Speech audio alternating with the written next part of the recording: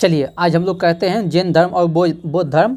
चलिए बताइएगा तो जैन धर्म के संस्थापक तथा प्रथम तीर्थकर कौन था?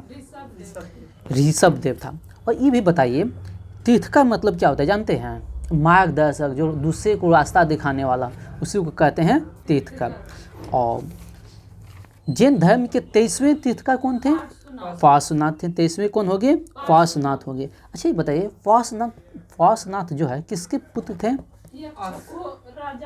हाँ, काशी नरेश इक्ष्वाकु वंश के जो था अशुसेन का पुत्र था। किसका पुत्र था? अशुसेन का पुत्र था। अच्छा ये बताइए कितने वर्ष की अवस्था में संन्यास ग्रहण कर लिया था? 30 वर्ष की अवस्था में संन्यास ग्रहण कर लिया था।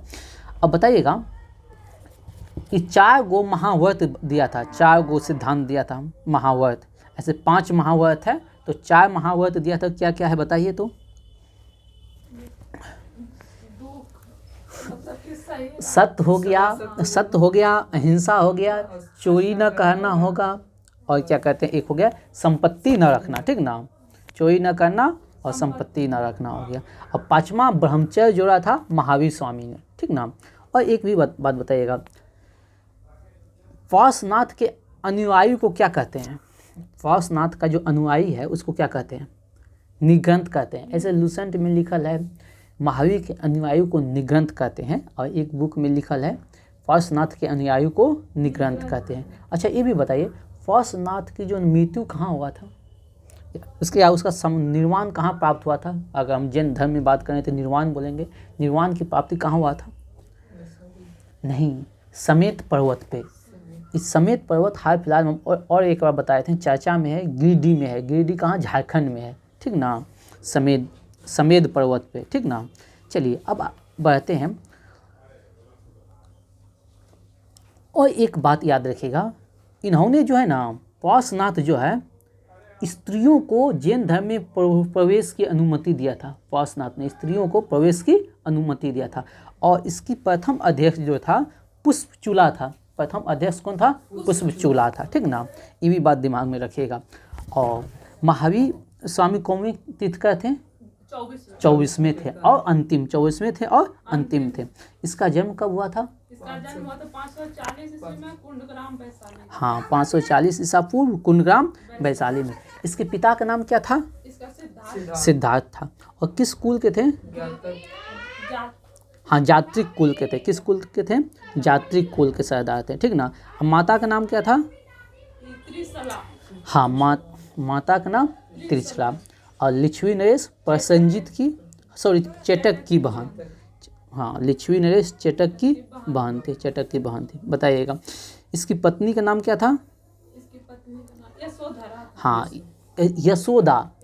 हाँ, इसकी महावीर की पत्नी का नाम यशोदा और गौतम बुद्ध की पत्नी का नाम हो गया यशोधरा। लेकिन मुद्दे की बात क्या है, महावीर की जो पत्नी है यशोदा किस कुल के था? कुंडित कुल के था। याद रखिएगा कुंडित गोत्र से था, ठीक ना? कुंडित गोत्र से था। और इसकी पुत्री का नाम बताइए। हाँ, प्रियदर्शनी, ठीक ना? याद है। चलिए बताइएगा महावीर के बचपन का नाम क्या था? वर्धमान। और बताइएगा कितने वर्ष की अवस्था में गिर त्यागा था? 30 वर्ष की अवस्था में। उसका बड़े भाई कौन था? नंदीवर वंश से आज्ञा लेकर निकला था, ठीक ना? संन्यास के लिए। अब बताइए कितने वर्ष तक की कठोर तपस्या किया था? 12 वर्षों तक कठोर तपस्या किया था। उसका ज्ञान की प्राप्ति कहाँ हुआ था? यहाँ पे हुआ था साल वृक्ष के नीचे। हाँ, साल वृक्ष के नीचे, ठीक है। किस नदी के किनारे? फाल्गु नदी के किनारे। रिजुपालिका नदी के। किस नदी के किनारे? रिजुपालिका नदी के किनारे। और कौन सा गांव है? जंभिक गांव। जंभिक गांव के समीप हुआ था, ठीक ना? जब इसको ज्ञान की प्राप्ति हुआ तो क्या कहलाया? जीन कहलाया। जीन मतलब विजेता होता है। आहत मतलब पूजनीय हुआ। और निग्रंथ मतलब बंधनहीन हो गया। अच्छा बताइएगा जैन धर्म में ज्ञान की प्राप्ति को क्या कहते हैं?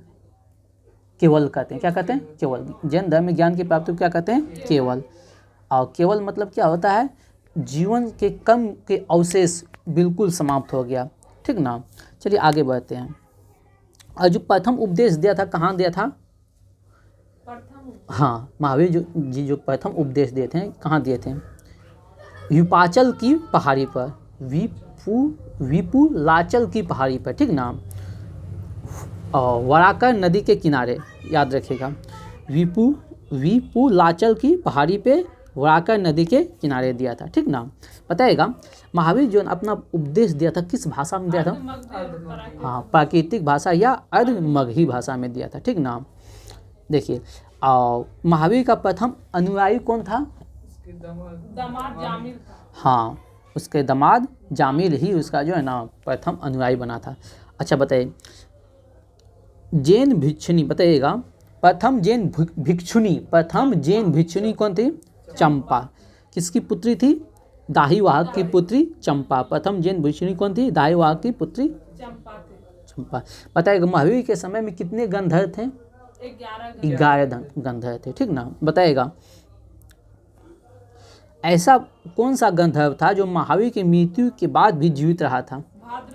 नहीं, आर्य सुधर्मा। कौन था? आर्य सुधर्मा। कौन था? आर्य सुधर्मा। बताइएगा जो जैन धर्म का प्रथम थेरा या मुख्य उपदेशक कहलाया, जैन धर्म का प्रथम उपदेशक कौन कहा है? आर्य सुधर्मा। कौन है? आर्य सुधर्मा। कौन है? बताइएगा भिक्षु संघ की प्रधान कौन था? चंदना। भिक्षु संघ की प्रधान कौन था? चंदना। भिक्षु संघ की प्रधान कौन था? चंदना। चलिए बताइएगा ऋषभ देव का प्रतीक चिन्ह क्या है? सांड है। अजितनाथ का क्या है? हाथी। अजितनाथ का क्या है? हाथी। संभव का क्या है? घोड़ा। संभव का क्या है? घोड़ा। और पार्श्वनाथ का क्या है? स्वास्तिक। पार्श्वनाथ का क्या है? स्वास्तिक। और शांति का क्या है? 16वां है शांति। 16वां है शांति, हिरण। और 18वां कौन है? अरनाथ। 18वां अरनाथ क्या है? मीन है। 18वां अरनाथ है, मीन है। और 21वां कौन है? नमी। उसका क्या है? नीलकमल, ठीक ना। और 23वें कौन है? पार्श्वनाथ है, ठीक ना। क्या है? सर्फ है। और 24वें कौन हो गया? महावीर हो गया। क्या हो गया? सिंह है, ठीक ना। अब बताइएगा ऋग्वेद में जो है ना, ऋग्वेद में चर्चा है किन 2 तीर्थकरों का? बताइए। अष्टनेमी। ऋषभदेव और अष्टनेमी का चर्चा है, ठीक ना, ऋग्वेद में। चलिए बताइएगा मगध में जो है ना भीषम अकाल कब पड़ा था? 300 ईसा पूर्व। कब पड़ा था? 300 ईसा पूर्व, ठीक ना। और कितने साल के लिए अकाल पड़ा था? 12 वर्ष के लिए, ठीक ना। उसके बाद क्या हुआ था? भद्रभाव कहाँ चला गया था? कर्नाटक। भद्रभाव कहाँ चले गया था? कर्नाटक, ठीक ना। भद्रभाव चला गया था कर्नाटक अपने शिष्यों के साथ लेके, ठीक। इसके कारण जब भद्रभाव वापस कर्नाटक से आया ना तो मतलब जैन धर्म जो है ना 2 भागों में बट गया, श्वेतांबर और दिगंबर। श्वेत वस्त्र धारण करने वाला श्वेतांबर और नग्न रहने वाला दिगंबर, ठीक ना। और श्वेतांबर को किसने चलाया था? नहीं, स्थूलभद्र। श्वेतांबर को कौन चलाया था? स्थूलभद्र, ठीक ना। चलिए बताइएगा प्रथम जैन संगति जो है ना कब हुआ था? 300 ईसा पूर्व। कहाँ हुआ था? पाटलिपुत्र में। और इसका अध्यक्षता कौन किया था? स्थूलभद्र। अध्यक्षता कौन किया था? स्थूलभद्र। और बताइएगा इसमें जो है ना याद रखिएगा प्रथम जैन संगति जो हुआ था उसी में श्वेतांबर और दिगंबर 2 भाग में बट गया था, ठीक ना। और अंग का जो है निर्माण हुआ था इसी में प्रथम में। अंग 12 अंग का निर्माण हुआ था प्रथम जैन संगति में, ठीक ना। और द्वितीय जैन संगति कहाँ हुआ था? 512 में गुजरात के वल्लभी में हुआ था, ठीक ना। चलिए बताइएगा जैन धर्म के त्रिरत्न कौन कौन है? हाँ, सम्यक दर्शन हो गया, सम्यक ज्ञान हो गया, सम्यक आचरण हो गया। सम्यक दर्शन का मतलब क्या होता है? सम्यक दर्शन का मतलब क्या होता है? वास्तविक ज्ञान। सम्यक दर्शन हो गया सही विश्वास। हाँ, सम्यक दर्शन वास्तविक सही विश्वास लिखल है, ठीक है, लुसेंट में लिखल है सही विश्वास, ठीक ना। इसको ऐसे पूछता है वास्तविक ज्ञान, ठीक ना। और सम्यक ज्ञान का मतलब क्या हुआ? सम्यक सही ज्ञान, सत्य में विश्वास हो गया। सम्यक ज्ञान हो गया सत्य में विश्वास। सम्यक आचरण मतलब नहीं, इसको ऐसे मतलब सुख दुख में समभाव, सम्यक आचरण मतलब होगा सुख दुख में समभाव। आगे बढ़ते हैं, ठीक ना। अब बताइएगा कितने महाव्रत का पालन करना अनिवार्य था? जैन तीर्थंकरों के लिए कितनी महाव्रत? 5 गो। कौन कौन हो गया? सत्य, अहिंसा, अस्तेय और परिग्रह ब्रह्मचर्य। सत्य हो गया, अहिंसा हो गया, अस्तेय हो गया और परिग्रह हो गया, ब्रह्मचर्य हो गया। सत्य बोलना है, अहिंसा बोलना है, चोरी नहीं करना है, ठीक ना। और संपत्ति नहीं रखना है और ब्रह्मचर्य हो गया, चोरी नहीं करना है, संपत्ति नहीं रखना है। चलिए बताइएगा। और 7 गो सील है जैन धर्म में, 7 गो सील है। कितने सील हैं? 7 सील है जैन धर्म में। बताइएगा जैन धर्म ईश्वर को मानता है? ईश्वर को नहीं मानता। जैन धर्म ईश्वर को नहीं मानता है, ठीक ना। आत्मा को मानता था? आत्मा को मानता था। चलिए, और जैन धर्म किसमें विश्वास रखता था? पुनर्जन्म और कर्मवाद, पुनर्जन्म और कर्मवाद। और इसका था कर्म फल, मतलब कर्म फल ही जो ना जन्म और मृत्यु को तय करता है, कर्म फल ही, ठीक ना। कर्म फल ही यानी कर्म पे बल दिया था। याद रखिएगा जैन धर्म जो ना कर्म पर बल दिया था। जैन धर्म किस पे बल दिया था? कर्म पे बल दिया था, ठीक ना। चलिए, और इसी का नारा था, महावीर स्वामी का नारा था, जियो और जीने दो का नारा था। महावीर स्वामी का ही नारा था, जियो और जीने दो। बताइएगा जैन धर्म में सप्तभंगी ज्ञान का अन्य नाम क्या क्या है? जैन धर्म में सप्तभंगी ज्ञान का अन्य नाम क्या क्या है? हाँ, स्यादवाद और अनेकांतवाद, ठीक ना। स्यादवाद और अनेकांतवाद। अनेकांतवाद का मतलब क्या होता है? बहुरूपता का सिद्धांत। अनेकांतवाद का मतलब हुआ बहुरूपता का सिद्धांत हुआ। और स्यादवाद का मतलब हुआ सापेक्षता का सिद्धांत, ठीक ना, दिमाग में रखिएगा। चलिए, जैन धर्म का मौलिक सिद्धांत क्या है? जियो और जीने दो, कर्मवाद, याद रखिएगा। बताइएगा जैन धर्म के अपने आध्यात्मिक विचार जो है ना कहाँ से लिया है? सांख्य दर्शन से। आध्यात्मिक विचार कहाँ से लिया है? सांख्य दर्शन से। आध्यात्मिक विचार कहाँ से लिया है? सांख्य दर्शन से लिया है। चलिए, जैन धर्म मानने वाले कुछ राजा का नाम बताइए। हाँ, उदयन हो गया, वंद राजा हुआ, चंद्रगुप्त मौर्य हो गया, कलिंग राजा खारवे हो गया, अमोघवर्ष हो गया, चंदेल शासक हो गया, ठीक ना। चलिए बताइएगा गोमतेश्वर की मूर्ति जो है ना किस धर्म से संबंधित है? किस गोमतेश्वर की मूर्ति जो है ना किस धर्म से संबंधित है? जैन धर्म से। किस धर्म से? जैन धर्म से। इसको बनवाया था किसने? गंग वंश के मंत्री चामुंडाय, ठीक ना। अब कहाँ है? श्रवणबेलगोला, कर्नाटक में। कब बनाया था? 10वीं शताब्दी। हाँ, ऐसे दिमाग में रखिएगा 974 ईस्वी में, ठीक ना। और यहीं पे जो है ना महामस्त का अभिषेक जो होता है, हर 12 साल में एक मेला का आयोजन होता है, महामस्त अभिषेक मेला का आयोजन होता है, ठीक ना। चलिए आगे बढ़ते हैं। बताइएगा खजुराहो का जो मंदिर है, खजुराहो का मंदिर है किस धर्म से संबंधित है? जैन धर्म से संबंधित। खजुराहो का मंदिर किस धर्म से संबंधित है? जैन धर्म से। अब किसने बनवाया था? चंदेल शासकों ने। किसने बनवाया था? चंदेल शासकों ने। चलिए, सीतन वासल की गुफाएं जो है ना किस राज्य में है? सीतन वासल की गुफाएं किस राज्य में है? तमिलनाडु में। कहाँ है? तमिलनाडु में। बताइएगा जैन धर्म का प्रसिद्ध केंद्र भारत में कहाँ है? मथुरा। और मथुरा कला जो है ना, मथुरा कला का संबंध किससे है? तो बोल देगा जैन धर्म से। किसके काल में विकसित हुआ था? कुषाण के समय में विकसित हुआ था। किसके समय विकसित हुआ था? कुषाण के समय में हुआ था। अब बताइएगा जैन तीर्थंकरों की जो है ना जीवनी किसने लिखा था? कल्पसूत्र, ठीक ना। कल्पसूत्र में है। अब कल्पसूत्र लिखा है कौन? भद्रभाहु। कौन लिखा है? भद्रभाहु ने। बताइएगा महावीर की मृत्यु कब हुआ था? 468 ईसा पूर्व। कहाँ हुआ था? पावापुरी राजगीर में। पावापुरी राजगीर में। और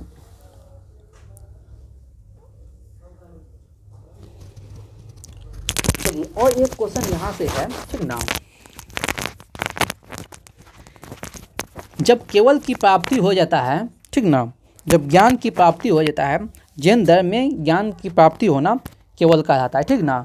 जब केवल की प्राप्ति हो गया, ज्ञान की प्राप्ति हुआ, तो अनंत चतुस्तम यानी 4 गो अनंत की प्राप्ति होता है, ठीक ना। वो चारों अनंत क्या क्या है याद रखिए, अनंत ज्ञान हो गया, अनंत दर्शन हो गया, अनंत वीर हो गया और अनंत सुख हो गया। जब केवल की प्राप्ति हो जाता है और ज्ञान की प्राप्ति हो जाता है तो अनंत ज्ञान, अनंत वीर, अनंत सुख और अनंत दर्शन हो गया।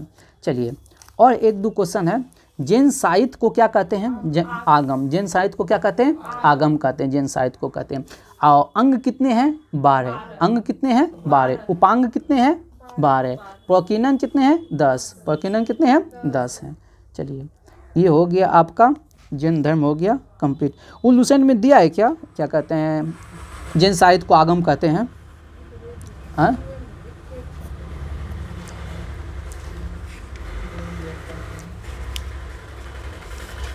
शुरू में जैन धर्म में दिया हुआ है, जैन धर्म में नहीं होगा। चलिए अब निकालते हैं। अब आज हाँ प्रकीर्णन 10 हो गया, उपांग ठीक ना, अंग 12 हो गया, ठीक ना, प्रकीर्णन 10 हो गया। छेद सूत्र हो गया 6 हो गया, मूल सूत्र हो गया 4 हो गया, ठीक ना। अब महावीर के जीवन के संबंध में जो लिखल गया है भगवती सूत्र में, महावीर के जीवन के संबंध में लिखल है कहाँ? भगवती सूत्र में, ठीक ना। महावीर के जीवन से संबंधित ज्ञान है। अब आते हैं हम लोग बौद्ध धर्म। चलिए वो शुरू में होगा वहाँ पे जहाँ किताब वगैरह दिया होगा ना स्टार्टिंग में, यहाँ नहीं दिया है ना? हाँ 1 नंबर में वहाँ दिया है, वही देख रहे थे यहाँ दिया हुआ है कि नहीं। चलिए अब आ जाइए बौद्ध धर्म। तो बौद्ध धर्म के संस्थापक कौन है? गौतम बुद्ध। इसे कहा जाता है एशिया का ज्योतिपुंज, light of Asia. Light of Asia किसने कहा था? तो याद रखिएगा Edwin Arnold. Edwin Arnold light of Asia किसने कहा था? Edwin Arnold. चलिए और इसका बताइएगा इसका जन्म कब हुआ था? 563 ईसा पूर्व। कहाँ हुआ था? हाँ कपिल वस्तु के लुम्बिनी में, या रुक्मी देई, लुम्बिनी रहेगा या रुम्नी देई रहेगा, या पिपरवाहा गांव रहेगा, ठीक ना। इसके जन्म के विषय में कहानी है। जब उसकी माँ गर्भवती थी तो वो अपनी मायके जा रही थी, तो मायके जा रही थी तो वो रास्ते में जो लुम्बिनी वन पड़ता है नेपाल की तराई में, उसी में जो है ना प्रसव पीड़ा हुआ जिससे उसका जन्म हुआ। तो वो लुम्बिनी वन है, ठीक ना। और बात समझे, यही कहानी है। हाँ चलिए उसके पिता का नाम क्या था? शुद्रोधन। किस कुल के थे? शाक गण के थे। किस गण के थे? शाक गण के मुखिया थे, ठीक ना। उसकी माता का नाम क्या था? माया देवी। जो उसके जन्म के 7 दिन के बाद ही उसकी मृत्यु हो गया। फिर उसके बाद जो उसकी मौसी से ही शादी कर लिया उसके पिताजी। तो उसकी सौतेली माँ बोलिए या मौसी बोलिए प्रजापति गौतमी, ठीक ना। अच्छा उसकी माँ जो थी माया देवी, उसकी माँ जो थी माया देवी, वो किस वंश से थी? ठीक ना, कालिय वंश के या कोलिय वंश के थे, कालिय या कोलिय वंश के थे, ठीक ना। चलिए आगे बढ़ते हैं। इसका बचपन का नाम क्या था गौतम बुद्ध का? सिद्धार्थ। बचपन का नाम क्या था? सिद्धार्थ। हाँ तो वो एक राजा का पुत्र था। ये जो गौतम बुद्ध था एक राजा का पुत्र था। राजा का पुत्र था इस वजह से हुआ क्या, कुंडली वगैरह तो दिखेबे करेगा। जब कुंडली दिखाया तो बोला गया कि या तो महान राजा बनेगा या महान सन्यासी बनेगा, ठीक ना। ये 2 बात बोल दिया था। इस वजह से जो ना उसका पिताजी जो है उसको कहीं जाने नहीं देता था, एकदम कहीं नहीं जाने देता था। और यही डर से उसको मात्र 16 वर्ष की अवस्था में उसका शादी करवा दिया, ताकि शादी हो जाएगा तो पारिवारिक जीवन में बन जाएगा। और एक दिन उसका पिताजी ने था अपने साथी लेके निकला घूमने के लिए, जिससे में 4 गो दृश्य देखता है। 4 दृश्य पहला क्या है, एक बुजुर्ग को देखता है तो अपने साथी से पूछता है, ठीक ना, जो ये क्या है? तो बोलता है एक बुजुर्ग आदमी, कभी वो जीवन में कुछ देखा ही नहीं था। फिर एक बीमार व्यक्ति को देखता है, फिर 100 को देखता है, एकदम गंभीर मुद्रा में एकदम सन्यासी को देखता है, एकदम सन्यासी प्रसन्न मुद्रा में सन्यासी को देखता है। तो बस वहीं से बन जाता है जो हमको बनना है सन्यासी, ठीक ना। और ये कहानी है उसका सन्यासी बनने का। और जिस रथ पे वो सवार होकर गया था, ठीक ना, उस घोड़ा का नाम क्या था जानते हैं? कंथक। घोड़ा का नाम था कंथक। और जो सारथी था उसका नाम था चन्ना, ठीक ना। जो सारथी था उसका नाम था चन्ना, कहीं कहीं चन्ना ऐसे लिखता है। चलिए आगे बढ़ जाते हैं। तो उसकी पत्नी का नाम क्या था? यशोधरा। और महावीर की पत्नी का नाम यशोदा, और गौतम बुद्ध की पत्नी का नाम यशोधरा, ठीक ना, याद रखिएगा। अब उसके पुत्र का नाम क्या हो गया? राहुल। तो हाँ, इसके पुत्र की जन्म पर भी एक कहानी है, ठीक ना। राहुल का मतलब होता है और एक बंधन। राहुल का मतलब होता है और एक बंधन। जब पुत्र की प्राप्ति हुआ तो बोला लो, एगो तो शादी करके लाए हैं और ऊपर से एगो और बंधन में बन गए, ठीक है। तो इसलिए अपने पुत्र का नाम रखा राहुल, मतलब एक और बंधन, ठीक ना। चलिए आगे बढ़ते हैं। तो ये सबसे ऊपर उठ के 29 वर्ष की अवस्था में 14 साल लगभग जो है ना 13 साल के आसपास अपने पारिवारिक जीवन व्यतीत करने के बाद 29 वर्ष की अवस्था में मध्यरात्रि को वो निकल गया संन्यास के लिए, ठीक ना। 29 वर्ष की अवस्था में गृह त्याग दिया। जो गृह त्यागा उसको क्या कहा जाता है? महाभिनिष्क्रमण। क्या कहा जाता है? महाभिनिष्क्रमण। क्या कहा जाता है? महाभिनिष्क्रमण। गृह त्यागने के बाद वो सबसे पहले नेपाल से पहुंचा वैशाली। कहाँ पहुंचा? वैशाली। वैशाली में सांख्य दर्शन की शिक्षा ली अलाम कलाम से, ठीक ना। अलार कलाम से जो है ना, अलार कलाम से सांख्य दर्शन की शिक्षा ली, ठीक ना, जो कि उसको प्रथम गुरु हुआ। फिर वहाँ वैशाली के बाद चला जाता है राजगीर। राजगीर जाकर रुद्रक रामपुत्र उसके दूसरी गुरु हैं, उससे शिक्षा लेता है, ठीक ना। योग का शिक्षा लेता है, ठीक, रुद्रक रामपुत्र से, ठीक। फिर जाता है उरुवेला, ठीक ना। उरुवेला जाता है, वहाँ पे उसको 5 गो ब्राह्मण साथी मिलता है, जिसके साथ मिल के जो है ना वो लोग तपस्या करने लगता है। उसके साथ वो मतलब चेला हो गया उसका। लेकिन एक महिला के कहने पे वो जो है ना तपस्या भंग करता है। ज्ञान प्राप्ति नहीं होता है तो तपस्या वो भंग कर देता है। उसके बाद फिर जाके जो है ना निरंजना नदी के तट पे फिर वो तपस्या करता है, ठीक ना। लगभग कहा जाता है 6 वर्ष की कठोर तपस्या के बाद निरंजना या फाल्गु या पुनपुन नदी के किनारे जो है ना उसको ज्ञान की प्राप्ति होती है। गया में, बोध गया में, जो कि उसी के नाम पर कहलाया बोध गया या महाबोध, ठीक ना। पीपल वृक्ष के नीचे। अब महावीर बोलेगा तो साल वृक्ष के नीचे है, और गौतम बुद्ध बोलेगा तो पीपल वृक्ष के नीचे, ठीक ना। तो दोनों नदी, तीनों नदी याद रखिएगा, निरंजना हो गया, फाल्गु या अब पुनपुन हो गया, ठीक ना। और जब वो 6 वर्ष की तपस्या हुआ तो ज्ञान की प्राप्ति हुआ था बुद्ध पूर्णिमा को। किस दिन हुआ था? बुद्ध पूर्णिमा। उसको जन्म भी हुआ था बुद्ध पूर्णिमा को, मृत्यु भी हुआ था बुद्ध पूर्णिमा को, ज्ञान की प्राप्ति हुआ था बुद्ध पूर्णिमा को। तीनों की घटना हुआ था बुद्ध पूर्णिमा को। इसलिए जो है ना बौद्ध धर्म में बुद्ध पूर्णिमा जो है ना बहुत ही इम्पोर्टेंट है, खास है, ठीक ना। और चलिए, तो 6 वर्ष की तपस्या के बाद उसको ज्ञान की प्राप्ति हुआ, आभास हुआ, ठीक ना। तो जो अपने तपस्या जो तोड़ता है, एक महिला है सुजाता नामक महिला को खीर देने के कारण जो है ना वो मतलब सुजाता नामक महिला के खीर से वो अपना तपस्या तोड़ता है, ठीक ना, याद रखिएगा ये भी बात। चलिए, जब ज्ञान प्राप्त हुआ तो वो क्या कहलाया? तब कहलाया बुद्ध। ज्ञान प्राप्त होने के बाद क्या कहलाया? बुद्ध, ठीक ना। और उसको कहा जाता है तथागत भी कहा जाता है। गौतम बुद्ध को बुद्ध भी कहा जाता है, तथागत भी कहा जाता है। तथागत मतलब होगा सत्य का ज्ञान होना। तथागत मतलब होगा सत्य का ज्ञान होना, ठीक ना। और उसे चूंकि शाक कुल में जन्म लिया था इसलिए उसको कहा जाता है शक मुनि भी कहा जाता है, इसलिए उसको शक मुनि भी कहा जाता है। और बुद्ध ने अपना प्रथम उपदेश कहाँ देता है? सारनाथ। सारनाथ को उस समय कहा जाता था ऋषिपत्नम। क्या कहा जाता था? ऋषिपत्नम, ठीक ना। और जब वो प्रथम उपदेश देता है तो उसे इस घटना को कहते हैं धर्मचक्र परिवर्तन। क्या कहते हैं? धर्मचक्र परिवर्तन। इस घटना को कहते हैं धर्मचक्र परिवर्तन, ठीक ना। और जब उपदेश दिया, ठीक ना, हाँ, सबसे पहले वो जो 5 साथी था ना उसको ई कह के, जब मतलब तपस्या बीच में भंग कर दिया था तो इसको ढोंगी कह के जो है ना है उसको भाग गया, उसका साथ छोड़ दिया था। इसको बोलने लगा ये ढोंगी है, 1 नंबर ढोंगी है, ठीक ना। तो सबसे पहले खोज के वही 5 को, ठीक ना, शिक्षा दिया। वही 5 गए, तुम ही हमको कहा है ढोंगी, तुम ही को पहले शिक्षा देते हैं। कुंडिल, वात्या, भाटिया, महानाम, नाम याद नहीं रखिएगा, अस्कगी, यही सब था 5 सबसे पहले दिया। उसके बाद 2 गो जो शूद्र को, सबसे पहले 2 शूद्र को जो है ना ये बनाया, अनुयायी बनाया, तपस्सु और भल्लिक। तपस्सु और भल्लिक को जो है ना, दो शूद्र था, उसको बनाया अपना अनुयायी, तपस्सु और भल्लिक को। इसका पीछे क्या था देखिए, एक होता है बौद्ध और जैन धर्म जो थे ना, नास्तिक थे, ठीक ना। ये ईश्वर के साकार रूप को नहीं मानते थे, ईश्वर के निराकार रूप को मानने वाले थे। ये सब नास्तिक विचारधारा के थे।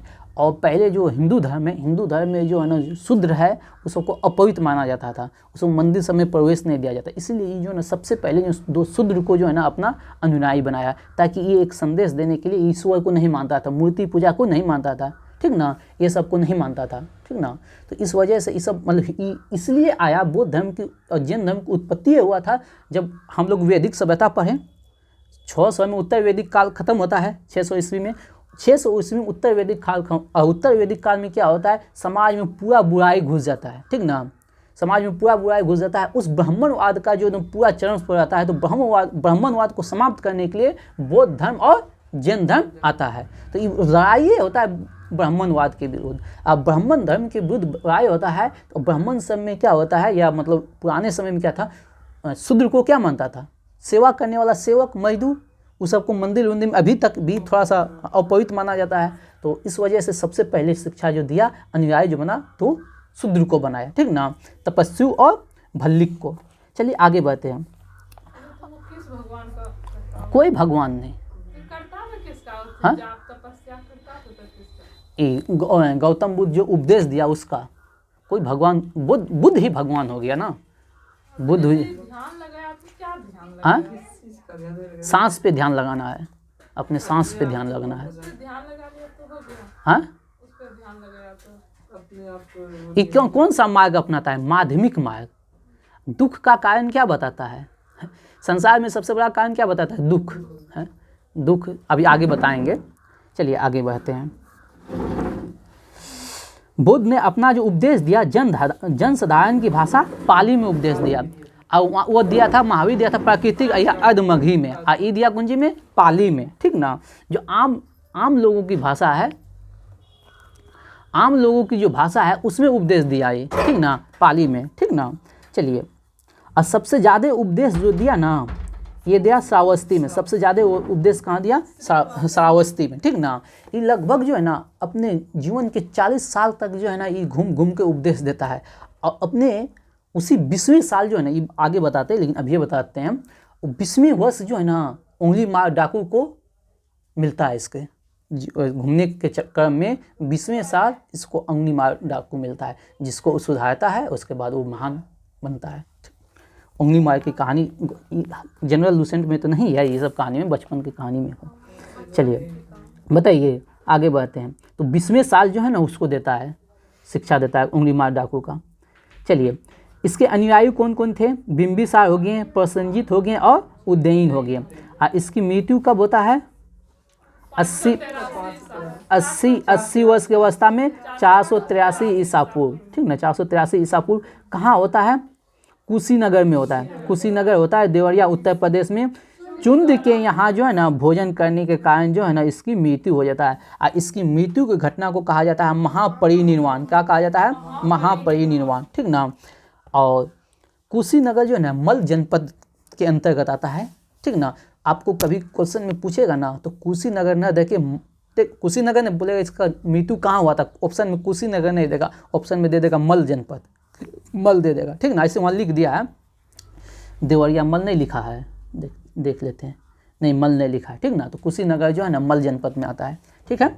चलिए, और ये अपना अंतिम उपदेश जो देता है ना गौतम बुद्ध, अपना अंतिम उपदेश देता है सुभद्र को देता है। किसको देता है, सुभद्र को देता है, ठीक ना। यहाँ देखो अगला लाइन लिखले है, मल्लों ने अत्यंत सम्मानपूर्वक बुद्ध का संस्कार करता है, ठीक ना। यानी इस वहाँ डेट होता है तो बुद्ध को इसका संस्कार किया जाता है। और इसके जो हम लोग कहते हैं, जब गौतम बुद्ध मरा, ठीक ना, तो उसके बाद जो इसकी अस्थि है, इसकी अस्थि को 8 विभिन्न जगह पे जो है ना स्थापित किया गया, ठीक ना। उसी को कहते हैं स्तूप, ठीक ना। हाँ, इसकी अस्थि को 8 विभिन्न जगह जो है ना, जैसे हो गया वैशाली हो गया, राजगीर हो गया, उलवेला हो गया, ठीक ना। और क्या कहते हैं, उरुवेला हो गया और श्रावस्ती हो गया, ठीक ना। ये सब जगह जो है ना, कपिलवस्तु हो गया, ये सब जगह 8 जगह पे उसकी अस्थि को स्थापित किया गया था, जिसे कहते हैं स्तूप, ठीक ना। स्तूप मतलब गौतम बुद्ध की अस्थि का जहाँ निमा इस तरह का अस्थि होता है, इस तरह का गोल होता है, ऊपर में ऐसे रहता था, ठीक ना। चलिए अब आगे बढ़ते हैं। यहाँ लिख भी दिया है, अनुश्रुति के अनुसार गौतम बुद्ध के शरीर को अवशेषों को 8 भागों में बांटकर उस पर 8 स्तूपों का निर्माण कराया गया, ठीक ना। चलिए, गौतम बुद्ध की जन्म एवं मृत्यु की तिथि किस अभिलेख में मिलता है? केंटोन अभिलेख में। किस में मिलता है? केंटोन अभिलेख में मिलता है। कहाँ मिलता है? केंटोन अभिलेख में मिलता है। अब बताइए, बौद्ध धर्म जो है ना, जो ज्ञान देता है उसको कहते हैं त्रिपिटक। गौतम बुद्ध के ज्ञान को कहते हैं, बौद्ध धर्म के ज्ञान को क्या कहते हैं? त्रिपिटक।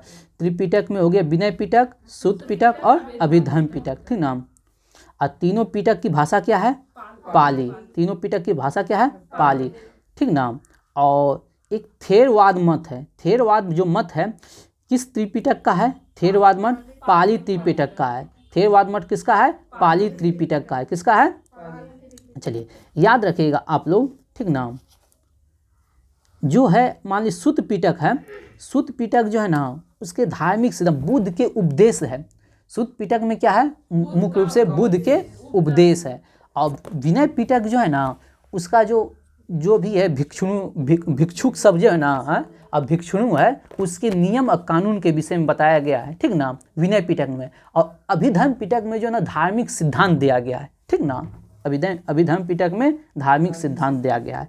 और सुत्त पिटक को लिखा है उसका प्रिय शिष्य जो है ना आनंद। और वही प्रिय शिष्य आनंद के कहने पे जो है ना गौतम बुद्ध स्त्रियों को प्रवेश दिया था, ठीक ना।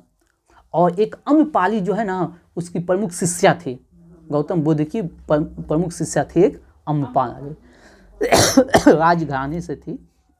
चलिए आगे बढ़ते हैं। सुत्त पिटक के जो है 5 निकाय हैं। सुत्त पिटक के कितने निकाय हैं? 5 निकाय। दीर्घ हो गया, मध्यम हो गया, संयुक्त हो गया, अंगुत्तर हो गया और खुदक, ठीक ना।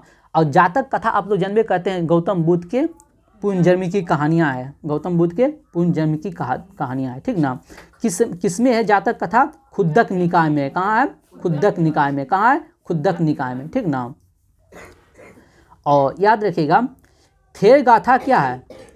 बौद्ध भिक्षुओं का गीत है। थेर गाथा बौद्ध भिक्षुओं का गीत है और थेरी गाथा होगा भिक्षुणुओं का गीत है, ठीक ना। चलिए आगे बढ़ते हैं। अब बौद्ध धर्म क्या है? अनिश्वरवादी है, ईश्वर को नहीं मानता था। देखिए यहाँ तक महावीर जो है ना आत्मा को मानता था, ये आत्मा को भी मानना बंद कर दिया था, ठीक ना। ये भी भिन्नता है, ठीक ना, गौतम बुद्ध और महावीर में। गौतम बुद्ध आत्मा को भी नहीं माना था, ठीक ना, आत्मा को भी नहीं माना था, ठीक, याद रखें। हाय पुनर्जन्म को माना था, पुनर्जन्म को माना था, ठीक ना। बौद्ध धर्म में किसकी मान्यता है? पुनर्जन्म की मान्यता है, ठीक ना। बताइएगा, तृष्णा को क्षीण हो जाने की अवस्था को ही क्या कहते हैं? निर्वाण। तृष्णा को क्षीण हो जाने की अवस्था को ही क्या कहते हैं? निर्वाण। निर्वाण मतलब होता है दीपक का बुझ जाना। और इसका मतलब हाँ, जन्म मरण से जो है ना मुक्त हो जाना, जन्म मरण से मुक्त होना। जहाँ हम पढ़े जैन धर्म में पढ़े निर्वाण की प्राप्ति होगा, केवल की प्राप्ति, जैन धर्म में केवल की प्राप्ति होगा, वहीं पे बौद्ध धर्म में क्या होगा? निर्वाण की प्राप्ति होगा, ठीक ना। हाँ तो ज्ञान मिला वहाँ नहीं, यहाँ ये मरने को बोल रहा है क्या? निर्वाण किसको बोल रहा है? जो आपको पूरा ज्ञान हो गया ना तो उसी को कहा ये निर्वाण, समझे। आप बोला क्या, जैसे नहीं कहता ऊपर जाने के बाद जो आत्मा को शांति मिलेगी, नहीं, धरती है तो आत्मा को शांति है, तुम ज्ञान अर्जित कर लो तुमको निर्वाण मिल गया, ठीक ना, ये कहता है बौद्ध धर्म।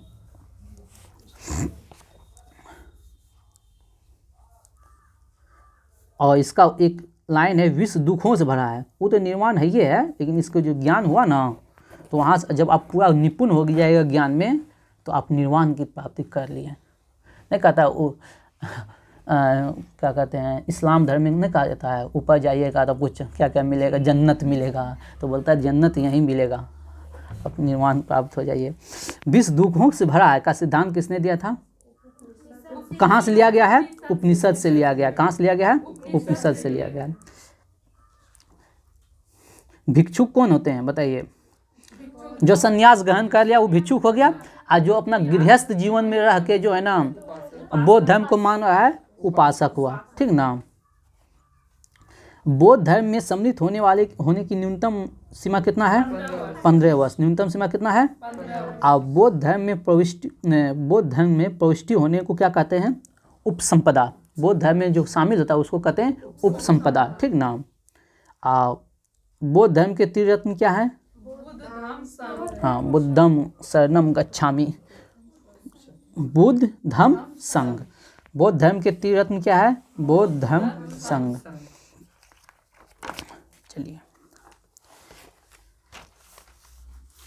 चलिए बौद्ध सभाएं देख लेते हैं। ठीक ना। चलिए प्रथम बौद्ध संगति कब हुआ था?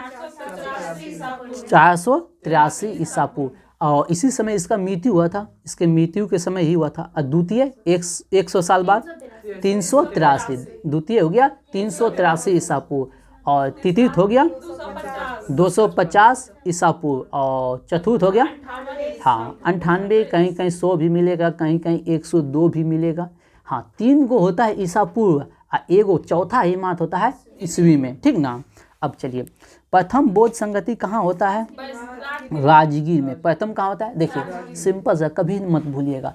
आप लोग मगध समाज पढ़िएगा तो प्रथम राजधानी हो गया राजगीर, फिर जाता है वैशाली, फिर जाता है पाटलिपुत्र। ठीक ना। तो राजधानी जैसे जैसे बदलता है वैसे वैसे जो है ना बौद्ध धर्म की जो है ना संगतियाँ भी बदलता है। राजगीर, वैशाली, पाटलिपुत्र, राजगीर, वैशाली, पाटलिपुत्र, राजगीर, वैशाली, पाटलिपुत्र। उसके बाद चल जाता है सीधे कश्मीर में ठंड कुंडर वन, फिर चल जाता है कश्मीर का कुंडर वन। इधर ईस्वी याद हो गया 483, 383, 250, 98 या 100 या 102 जो मारना है मार लीजिएगा। ठीक ना। अब चलिए प्रथम बौद्ध संगति की अध्यक्षता कौन करता है? महाकश्यप। कौन करता है? महाकश्यप। प्रथम का हो गया महाकश्यप। प्रथम का कौन हुआ? महाकश्यप। द्वितीय का कौन हो गया? सावाकामी। और तीसरे का कौन था? मोगलीपुत्र तीस। और चतुर्थ का कौन हुआ? हाँ, वसुमित्र और अशुघोष। वसुमित्र और अशुघोष हो गया। अब प्रथम के समय शासक कौन था? अजातशत्रु। प्रथम के समय अजातशत्रु। द्वितीय के समय कालाशोक। द्वितीय के समय कालाशोक। तृतीय के समय अशोक। और चतुर्थ के समय कनिष्क। ठीक ना। चलिए ये जो प्रथम बौद्ध संगति हुआ था, इसी में जो है ना बौद्ध धर्म 2 भागों में बट गया था, हीनयान और महायान। हाँ सॉरी चतुर्थ में। द्वितीय में हो गया था महासंधिक और भेड़वाद में। द्वितीय बौद्ध संगति में महासंधिक और भेड़वाद में जो ना बट गया था, 2 भाग में बट गया था, महासंधिक और भेड़वादी में। और तृतीय बौद्ध संगति में निर्माण हुआ था अभिधर्म पिटक की। अभिधर्म जो पिटक है बौद्ध धर्म का धार्मिक उपदेश है, उसमें हुआ था अभिधर्म पिटक का तृतीय बौद्ध संगति में। और चतुर्थ में हो गया था हीनयान और महायान में। हीनयान और महायान। और हीनयान जो है ना, हीनयान को मानने वाले कौन कौन देश है? तो जैसे हो गया ना इंडिया का जो पूर्वी हो गया, श्रीलंका हो गया, थाईलैंड हो गया, कंबोडिया हो गया, इस सब में हीनयान को मानने वाले लोग हैं। ठीक ना, याद रखिएगा। और महायान को मानने वाले उत्तर भारत हो गया, चाइना हो गया, तिब्बत हो गया, ये सब महायान को मानने वाले थे। ठीक ना। बौद्ध धर्म में महायान संप्रदाय का आदर्श क्या है? बोधिसत्व। महायान संप्रदाय का आदर्श क्या है? बोधिसत्व। क्या है? बोधिसत्व। और महायान संप्रदाय का मुख्य उपदेश क्या आता था? दूसरे की कल्याण के बारे में बात करता था। दूसरे को कल्याण। महान आदमी कौन होगा? जो कल्याण करेगा। ठीक ना। महायान संप्रदाय क्या कर रहा है? बौद्धिक सत्य, दूसरे के कल्याण को प्राथमिकता देने में अपना निर्वाण प्राप्त करता था। जबकि हीनयान का आदर्श वाक्य क्या था? अहत पद। हीनयान का आदर्श क्या था? अहत पद। हीनयान का आदर्श क्या था? अहत पद। जो साधना के द्वारा जो है ना निर्वाण की प्राप्ति करता था, साधना के द्वारा, यानी कि ध्यान लगा के। ठीक ना, वो हो गया हीनयान। ठीक ना। तो महायान हो गया दूसरे के कल्याण की बात कर रहा है। हीनयान कर रहा है, साधना कर रहा है। ठीक ना। चलिए सबसे पहले जो धार्मिक जुलूस निकाला गया, किसका निकाला गया धार्मिक जुलूस? सबसे पहले बौद्ध धर्म का सबसे पहले जुलूस निकाला गया बौद्ध धर्म का। ठीक ना। अब वैशाख पूर्णिमा तो बता ही दिए। बौद्ध धर्म के 4 आर्य सत्य क्या क्या हैं?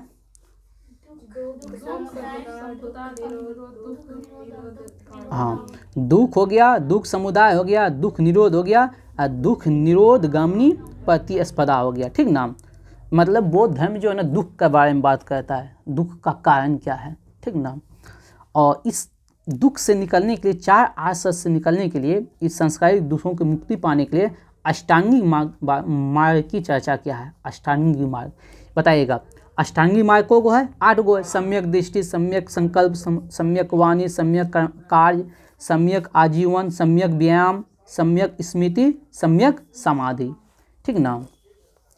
और कहता है जो ये अष्टांगी मार्ग का पालन करेगा, देखो यहाँ समझो, बुद्ध के अनुसार अष्टांगी मार्गों के पालन करने के उपरांत मनुष्य की भौत तृष्णा नष्ट हो जाती है और उसे निर्वाण की प्राप्ति होती है। दिया है ना, तो बोला है ना, ये 8 मार्ग का जो पालन कर लेगा उसकी भौत तृष्णा जो है ना तिष्ट हो जाएगा, नष्ट हो जाएगा, उसके भाव जो है ना खत्म हो जाएगा और उसे निर्वाण की प्राप्ति बोला है। कहाँ बोला मृत्यु, नहीं बोला है। वो तो आपको निर्वाण, आपको ज्ञान प्राप्ति, या वो लाइन पहले मत पढ़िए, पहले इस लाइन को पढ़िए ना। बुद्ध के अनुसार अष्टांगी मार्गों के पालन करने के उपरांत मनुष्य की भौत तृष्णा नष्ट हो जाती है और उसे निर्वाण प्राप्त हो जाता है। देखिए उसका मतलब है कि आप अब मर भी गए तो कोई गम नहीं, अब ज्ञान प्राप्त हो गया, ठीक ना, उस अवस्था को कहा है, ठीक, कोई चीज़ का अफसोस नहीं रहेगा। बुद्ध ने निर्वाण प्राप्ति को सरल, यहाँ देखो, बुद्ध ने निर्वाण प्राप्ति को सरल बनाने के लिए निम्न 10 सीलों पे बल दिया है, ठीक ना। निर्वाण प्राप्ति को सरल बनाने के लिए 10 सील है, ठीक ना। सत्य, अहिंसा, अस्तेय, चोरी नहीं करना, और परिग्रह मतलब संपत्ति नहीं रखना, धर्म, मद निषेध यानी कि शराब वगैरह का सेवन नहीं करना, और समय भोजन नहीं करना, सुखद बिस्तर पर मत सोना, धन का संचय नहीं करना, वो तो ऊपरी हो गया है लेकिन 2 बार हो गया, स्त्रियों से दूर रहना और नृत्य आदि से दूर रहना, ये 10 गो सील है। और गृहस्थ जीवन के लिए 5 गो सील दिया है, ठीक ना। अब भिक्षुओं के लिए को गो 10 गो। अब गौतम बुद्ध में किस मार्ग को अपनाया है, माध्यमिक मार्ग को, ठीक ना, मध्यम मार्ग को या माध्यमिक मार्ग को अपनाया है। और जैन धर्म और बौद्ध धर्म में समानता क्या है, अनिश्वरवाद, यानी कि दोनों ईश्वर को नहीं मानता, न जैन धर्म न बौद्ध धर्म, ठीक ना। और कहता है यहाँ से बहुत अच्छा क्वेश्चन है, बौद्ध धर्म का आने, गौतम बुद्ध का जो अगला आने वाला है, जो मतलब अगला जो पुनर्जन्म होगा वो मैत्रेय और अनाम के रूप में होगा, मैत्रेय और अनाम के रूप में होगा, ठीक ना। और गौतम बुद्ध की जो न सर्वाधिक जो मूर्ति बना है किस शैली में, गंधार शैली में, किस शैली में बना है, गंधार शैली में। अब गौतम बुद्ध की प्रथम मूर्ति जो है ना किस कला में बना है, मथुरा कला में, किस में, मथुरा कला में, ठीक ना।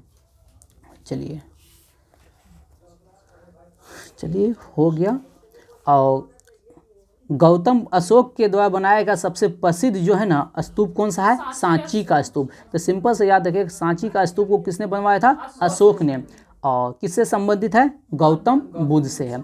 और चैत्य क्या है, पूजा स्थल है, मतलब बौद्ध धर्म में चैत्य क्या है, तो पूजा स्थल है। और विहार बोलेगा तो निवास स्थान है विहार, और स्तूप बोलेगा तो अवशेष है, स्तूप क्या है, अवशेष है, ठीक ना। चलिए रहने दीजिए।